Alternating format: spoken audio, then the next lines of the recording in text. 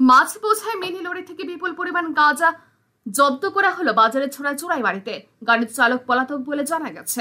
উদ্ধারকৃত গাঁজার বাজার মূল্য 1,30,00,000 টাকা বলে জানা গেছে। রাজ্য হয়ে সুরেভূমি জেলার পাথারকান্দি সমষ্টির বিভিন্ন রুটকে করিডোর করে নেশা সামগ্রী পাচারের জন্য হিড়িক পড়েছে। গত প্রায় এক সপ্তাহ আগে সমষ্টির কাঁঠালতলী পুলিশের হাতে ধরা পড়ে প্রায় 2.5 কোটি টাকার নিষিদ্ধ গাঁজা। তারপর গত বুধবার রাতে পাথারকান্দি পুলিশের হাতে প্রায় 1.25 কোটি টাকার শুকনো গাঁজা উদ্ধার হয়। এরই মধ্যে শুক্রবার সকালে একটি বাহন থেকে বিপুল পরিমাণ গাঁজা বাজেয়াপ্ত করতে সক্ষম হয় বাজারে ছড়ায় চোরাইবাড়ি পুলিশ।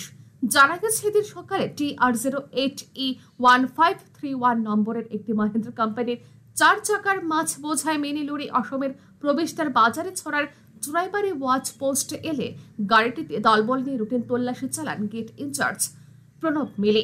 এতে বিভিন্ন মাছের কার্টুনের ভিতর থেকে 2 কুইন্টাল 58 কেজি শুকনো গাঁজা উদ্ধার হয়। পুলিশের চেকিং চলাকালে চালক সুযোগ বুঝে পালিয়ে গা ঢাকা দিতে সক্ষম হয়। মাছের কার্টুনগুলোতে উপরে মাছ থাকলেও নিচে ছিল গাঁজা। বাজেয়াপ্ত গাঁজাগুলোর কালো বাজারে মূল্য প্রায় 1,30,00,000 টাকার মতো হবে বলে পুলিশের অনুমান। এ কাণ্ডে গেট ইনচার্জ মিলিবাবু জানান যে জব্দকৃত গাড়ির মালিকের সূত্র ধরে মামলা হাতে নেওয়া হবে। রিপোর্ট আর নিউজ।